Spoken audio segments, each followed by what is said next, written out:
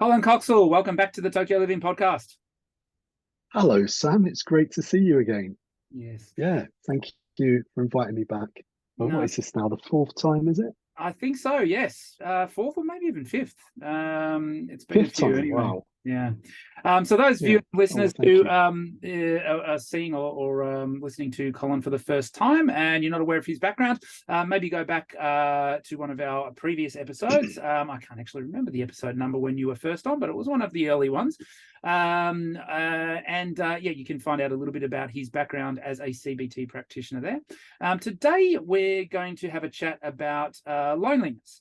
And this is a topic that is probably a little more relevant in the last 3 years or so with the pandemic and different working conditions. And it may be something that is more relevant for our listeners, people that are living in a foreign country, and in particular, a non-English speaking country. So, Colin, perhaps if we just sort of start with a definition of loneliness, what actually is loneliness? How do you perceive it?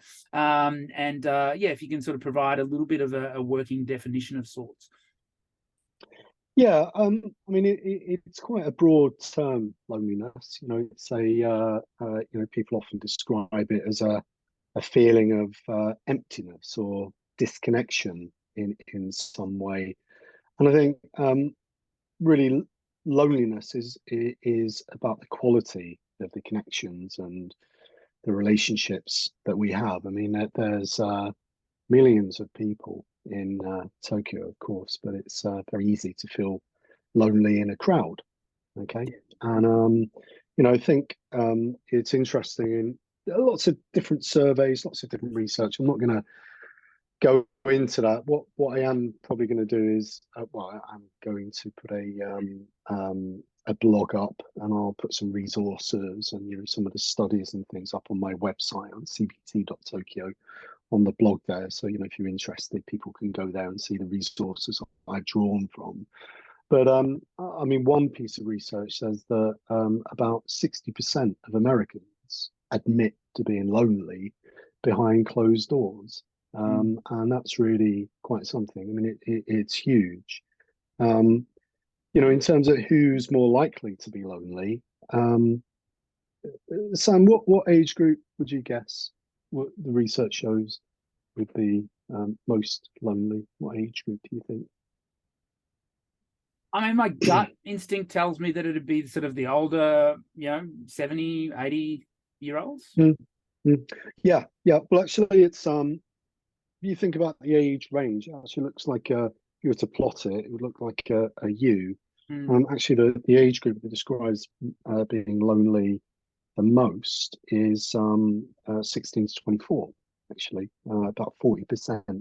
That was the BBC loneliness survey. About 60,000 people responded to that, and Okay. of the 16 to 24, 40% described themselves as being lonely. And it was about, I can't remember, it's just under 30% of over 75s. And over 75s would be related to things like, of course, things like, disabilities and bereavements. But yeah, it looks like very much like a U shape. I mean, particularly with younger people, you can imagine here in Tokyo, you imagine people, lots of transitions, lots of changes, school to university to work, and then there's city changes, people voluntarily, come to Tokyo to change jobs, and constantly changing friends as well, so it can be a lonely place. I mean, more specific groups who might have difficulties. You might think about people with ASD, autism spectrum disorder. People really want to make friends with people, but they don't always send out the signals. So people don't sort of always approach them to be friends, but they want to be friends with people as much as anybody else. People who are shy, people that have specifically got social anxiety, which very treatable. I mean, very good self-help books or some psychological interventions for that. But if you're shy, it can be harder to make friends. Of course, people with disabilities, you think of people who are blind, for example. It's they can't see when people are approaching them. There are Yeah. practicalities, about that. Minoritized ethnic groups as well, LGBTQIA plus, and it's not being a membership of minoritized groups. It's a feeling that you're being discriminated against, and Mm. those groups are more likely to feel lonely. And then when you think about what loneliness can contribute to, I mean, if you're lonely, you're twice as likely to be depressed. You know, Loneliness is linked to stress, it's linked to worry, it's linked to anxiety. And the research tells us that about 1 in 5 um, people who are chronically lonely, you can describe that as maybe uh, more than 3 months, probably. I think it's 3 months. There's no single definition. They're much more likely, say, stress, anxiety, worry, much more likely to visit their GP or their primary care practitioner as a result of loneliness. So it's a health issue as well. When you're talking about the prevalence of loneliness as evaluated by surveys, are those surveys just literally asking the question, do you feel lonely? And if so, what do you feel like? I guess it's just a word that you sort of use without thinking about it. I'm lonely, I feel lonely. But what does that actually mean? Like to you, if someone is presenting as being lonely, obviously, people you talk about being able to be lonely in a crowd. There's a lot of people that maybe don't have a lot of frequent interaction with people, yet they don't really feel any negative consequence of that. So, Yep. you can talk about people being a loner. It does have a negative connotation to it, but there's people that are quite happy with minimal social interaction. I guess Yes. when is it normal? When is it not? When does it become problematic, and why does it become problematic? Yeah. Okay. Great questions. So, from a clinical perspective, I mean, it is possible to measure loneliness. I mean, if your listeners are interested, there is a loneliness scale. It's the UCLA loneliness scale, and it's just simply 3 questions. You can measure it, and let's see, the 3 questions would be so is a never, rarely, sometimes, often. And the first question is I lack companionship. Mm. Second question is no one really knows me well. And the third one is I'm an outgoing person. And the scores there are reversed, actually. So, it is possible to measure it. And there are other measures, but that would be one way the research would measure loneliness. In terms of, say, the triggers, so I think you can think about the triggers for loneliness as there are some kind of internal triggers. So, spoke about certain people, say, with anxiety, particularly social anxiety, depression. It might be fearful, might have a lack of trust, might have a lack of confidence, about approaching others, maybe a fear of rejection. And I think there are external triggers as well. So, as we spoke about life transitions, maybe a lack of integration into maybe the place where they live. That might be because of being isolated, for example. And I think the real problem is when they come together. And I think where that might particularly affect people, particularly young people, I think, in Tokyo, is that when people are moving to, returning, or already living in Tokyo and not sort of embedded, in the socially, let's say, I think it can be really exacerbated for those people. So I think it can be a problem, not unique to Tokyo, but I think Tokyo has a certain mix about it that can make it problematic, if that makes sense. Yeah, Yeah. yeah. The second part you said about is loneliness normal? Well, look, you're right. I mean, most of us have felt lonely before, and actually, for I think for most of us, it tells us something. It tells us that we need to reconnect in some way. Coming out for a lot of us, coming out of the Christmas period, it's, this need to reconnect with people, reconnecting with you today, Sam, is really nice. You're not my best friend, but you're somebody I know, you're an acquaintance, and it's just really nice to be reconnecting after Christmas. So there's that feeling of a need to reconnect in some way. So you can almost, from something negative, you can almost turn it into something positive. And you're right. Some people prize loneliness. People that talk about, philosophers, the rich inner life of the philosopher, or the solitude of the retreat. Some people do really prize this, but loneliness is usually temporary. It's very, very normal, and most people find a way to get through that, and it will pass. But perhaps it's more problematic when it becomes chronic.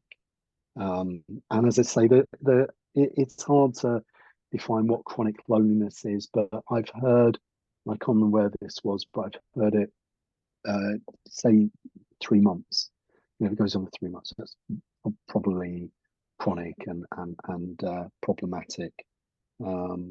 It tends to be the cutoff for most things. It's if you sprain your ankle, you've got an ankle sprain, but as soon as that goes over that 3-month mark, now you've got chronic ankle instability. Something about that 3-month period. But I guess that's right. The ankle sprainer definition of 3 months. Yeah, definitely. There is something about that, isn't there? Yeah. But I guess, from a research point of view, you do need cutoffs for any sort of medical condition in order to analyze outcomes and analyze the effectiveness of interventions. But I just find it funny that there's this magic 3-month cutoff for everything to turn to chronic.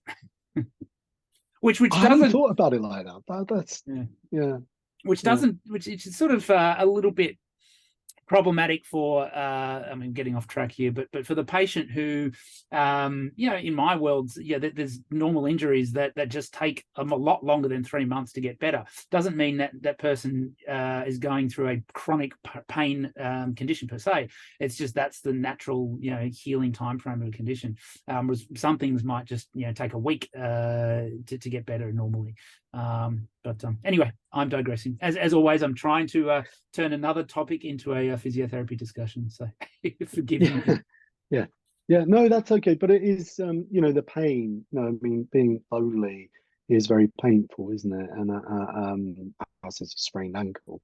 And the longer it goes on, I think it can be easy for people to get stuck in that rumination, and sort of to impact people's mood and people's confidence and their self-esteem. It kind of has a bit of a vicious cycle nature about it, doesn't it, really?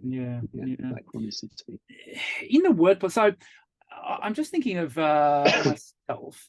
There have been times where I've come back home at the end of the day and said to my wife, today I felt really lonely at work. Now, I'm in a work environment with a lot of fantastic colleagues, and I obviously, my job is the clinical side of my job is spent with people, and for the most part, my clients are all fantastic people. But sometimes you have that sense that maybe the people that you're working with, and maybe it's only in relation to a specific topic. Maybe there's a certain project that you're working on together, but the other people that you're working with don't quite see the same way, and there's a little bit of disconnect in terms of direction or whatever it is related to that work topic.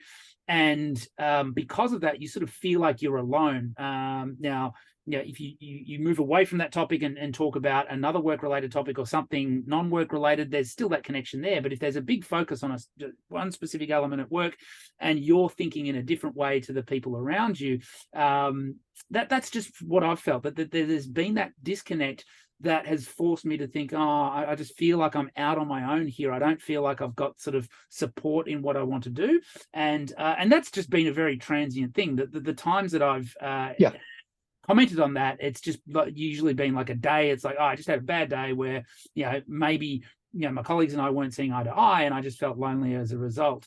Is that something that you encounter? And is that, if that was to happen more frequently, would the I guess we're sort of maybe jumping ahead to interventions there, but would the intervention to be maybe try to jump to another project, or try to move your attention away from the thing that's driving that disconnect between colleagues? I guess, is that something you've seen with that sort of environmental type of loneliness? Yeah, I think for that temporary loneliness, I think maybe distraction is a helpful way of managing that, absorbing ourselves in all the other activities, the mundane stuff, your parenting, relationships, or all of the other, stuff that goes on in our lives.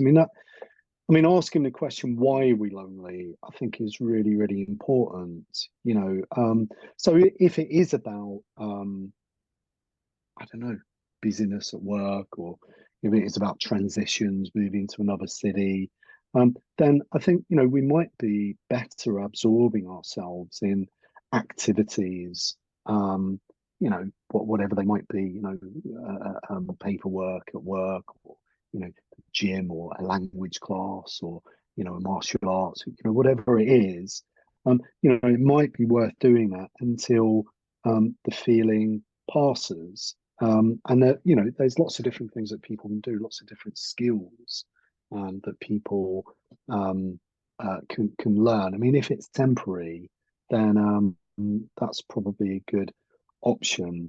There are other things, isn't there? Some people are lonely because they don't have a confidant, somebody close that they can talk to. And that particularly men, Sam, sorry to pick on you here, but men, there is this idea that dudes rock, but generally speaking, dudes don't tend to have a rock, and this does tend to be just what I've read.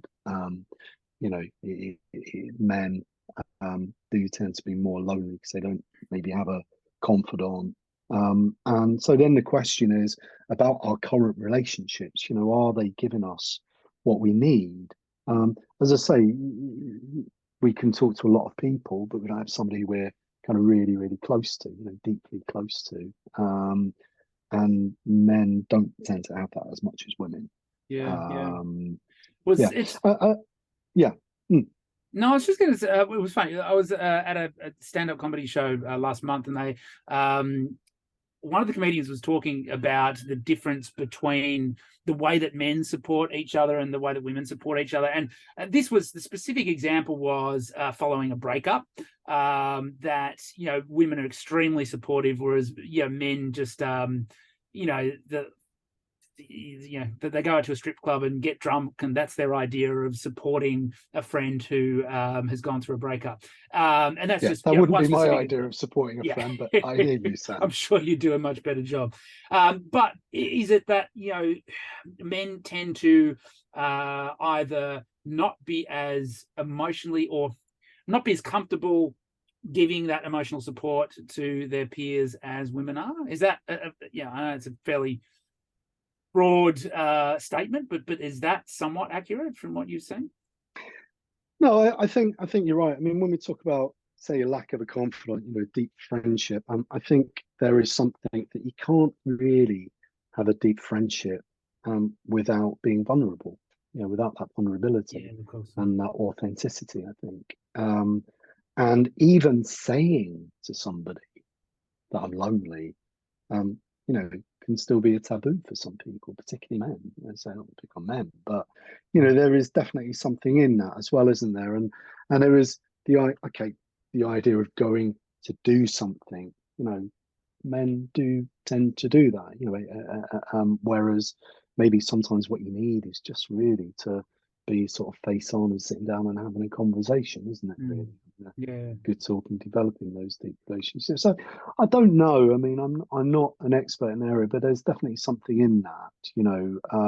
it'd be a bit of a broad brush to sort of draw a, gender difference, but there is something about, guys and vulnerability and, confidence, and how, perhaps men don't tend to diversify their relationships, maybe relying too much on a partner, possibly. I don't know.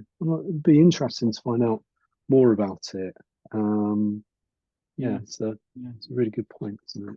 What have you seen since the start of the pandemic in terms of, I mean, intuitively, you would think that as, especially early on, where there are a lot more restrictions, people not able to get out and socialize and do the things that they normally do. And then since then, the ongoing sort of hybrid workplace for a lot of people, and some people are still working completely remotely. I haven't experienced that because I've been and actually during it was probably 4 or 5 weeks where we were completely remote. I was spending time with my family and my wife and my kids, and it was actually very nice. But I was very lucky to have a fantastic family to spend time with. But there's a lot of single people that during lockdowns all around the world were forced basically to just spend time by themselves at home. Has that, I guess that's just a statement that it'd be fairly obvious that more people would be experiencing loneliness. Has that given any sort of further insight into the science behind loneliness, and also a different perspective on potential interventions? Yeah, absolutely it has. Yeah, I think so. I mean, it was already an issue before the pandemic. I mean, so for example, in the UK, there was kind of a political movement behind it. There's even I believe, a loneliness minister. I can't remember what the actual title is, but yeah, very much so. And there's been a lot of research. As I say, I can't remember exactly what it is off the top of my head, what the research is called, but I'm going to put it up on the blog. So yeah, there is a lot of research, and particularly with the pandemic, isolation. There's this idea that when we meet people, there's this idea of closeness. Um, the proximity to people helps us to make friends, our neighbours, and I think during the pandemic, people that perhaps weren't tech savvy, it was much harder for people, maybe people that didn't have families, around them, because like parenthood, for example, can be unless you're a single mom, by the way, can be a protector against loneliness. Families, and the thing about social media, of course, is it's not in itself a problem. It can be very, very helpful. It just depends how you use it.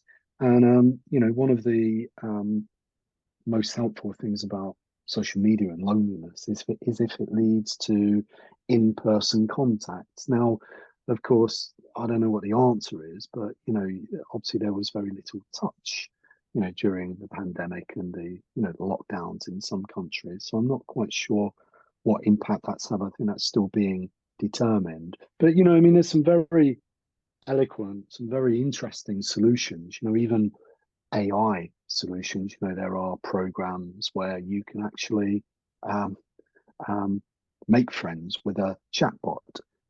Now, of course, whether that's helpful, perhaps it's not so helpful for people who are quite vulnerable, but as a stepping stone into learning how to make friends and so on and so forth, potentially, and also interestingly, in terms of that vulnerability, and disclosure of information, people tend to be more comfortable releasing information to a chatbot rather than a human being, interestingly. I don't know what that says. I don't know where that leads people. I don't know how helpful that is. But, social media has been very helpful. Young people were very inventive, playing and chatting through their Xboxes and their PlayStations. But it was very difficult to do things like to just go out and start a conversation with somebody, isn't it, really? To say hello to somebody and just connect to somebody in that way. So I think it has exacerbated things. I don't know where that's going to kind of lead us, if that makes sense. Yeah. So I guess if you see that people are suffering from loneliness, what are some of your go-to interventions? So my go-to interventions, well, as I say, it depends why people are lonely. I mean, it could be even about kind of social skills, although people who are lonely really have as good social skills as people who are not lonely. They just forget that they have those social skills. It can impact on people's confidence. I think, there are obvious things like not being afraid to start a conversation with people. It doesn't have to be deep. It's just something that connects us. I think the assumption that if you're lonely, you tend to trust people less because you lose your confidence. And I think it's about going against that and really kind of seeing the good in people and expecting the best and not fearing rejection as well. I think that's something that people uh, ruminate and worry over, being rejected. Just because somebody you give some, say somebody, oh, do you want to meet for a coffee or something? They say no. It's not a rejection. It just means that I don't know. Maybe they don't like coffee, or maybe they haven't got time, or they're busy. It's not necessarily a rejection of you. You know.